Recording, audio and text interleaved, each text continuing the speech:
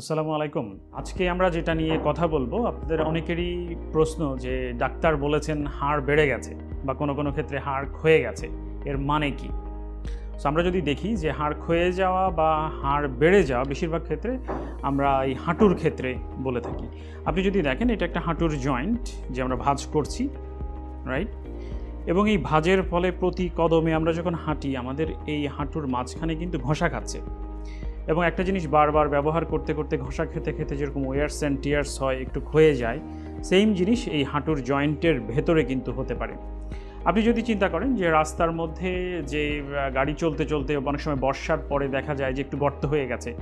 গর্ত হয়ে গেলে কি করে সিটি কর্পোরেশন এসে কিন্তু একটু পিচ অল্প একটু দিয়ে গেল, কিন্তু হয়তো ঢালাই করছে না বা ওটাকে সমান করে দিচ্ছে না, কারণ তাদের এক্সপেকটেশন হচ্ছে যে গাড়ি ঘোড়া এসে ওর উপরে চলতে চলতে জায়গাটা সমান হবে, এবং দেখা যায় যে কিছুদিন পর গাড়ি চলতে চলতে জায়গা সমান হয়ে গেছে। হাঁটুর ক্ষেত্রে কি হয়, আমরা যখন ঘষা খেতে খেতে একটা জায়গা একটু ক্ষয়ে গেল, আমাদের বডিটা যেহেতু ম্যান মেড না, কিন্তু সে নিজেই নিজেকে নিরাময় করতে চায়, সে তখন জায়গাটার মধ্যে ক্যালসিয়াম ডিপোজিট করতে শুরু করে, এবং ক্যালসিয়াম ডিপোজিট করতে করতে জায়গাটা একটু উঁচা নিচা হয়ে যায়, একটু উঁচু তৈরি হয়, যেটাকে আমরা বলি হাড় ক্ষয়ে গেছে বা হাড় বেড়ে গেছে। কিন্তু যেটা হয় যে সিটি কর্পোরেশন যেরকম এক্সপেক্ট করছিল গাড়ি চলতে চলতে সমান হবে, আমাদের হাঁটুর মধ্যে যখন ব্যথা শুরু করে এই ক্যালসিয়াম ডিপোজিটের পরে আমরা কিন্তু জায়গাটা ব্যবহার কমিয়ে দিই, এবং ব্যবহার কমানোর ফলে জায়গাটা সমান হতে পারে না, একটু অ্যাব্রো থ্যাব্রো অবস্থা তৈরি হয়, এবং আমরা যখনই হাঁটু ভাঁজ করতে যাই ঘষা লাগলে ব্যথা হয়। সো এই কারণেই এটার ডিসক্রিপশনটা আমরা অনেক সময় ডাক্তার হয়তো সহজে বোঝার জন্য বলি হাড় বেড়ে গেছে, এটা আসলে ক্যালসিয়াম ডিপোজিট ছাড়া আর কিছুই নয়।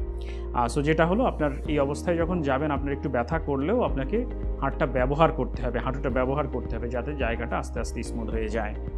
এবং এটার যদি আমরা চিন্তা করি যে থেরাপির ক্ষেত্রে একজন অস্টিওপ্যাথিক ফিজিশিয়ান বা ফিজিওথেরাপিস্ট হাঁটুর ব্যথা নিয়ে যখন একজন রোগী আসেন, তাদের গোলটা হওয়া উচিত কি এই জায়গাটাকে সফট করে তোলা, এবং এই ক্যালসিয়াম যদি ডিপোজিট হয়ে শক্ত হয়ে গিয়ে থাকে সেই জিনিসটাকে ছাড়িয়ে দেওয়া, এবং যখন এটা ইজিলি মুভ হতে শুরু করবে তখন আশেপাশের মাংসপেশিকে স্ট্রেংথেনিংয়ের জন্য যে ব্যায়ামগুলো এক্সারসাইজগুলো সেগুলো করানোর মাধ্যমে একজন মানুষের যেই হাঁটুর যে ব্যথা বা আর্থারাইটিসের যে ব্যথা, সেই ব্যথাগুলো থেকে যতটুকু সম্ভব ব্যথা কমিয়ে আনা সম্ভব এবং রেঞ্জ অফ মোশন বাড়ানো সম্ভব।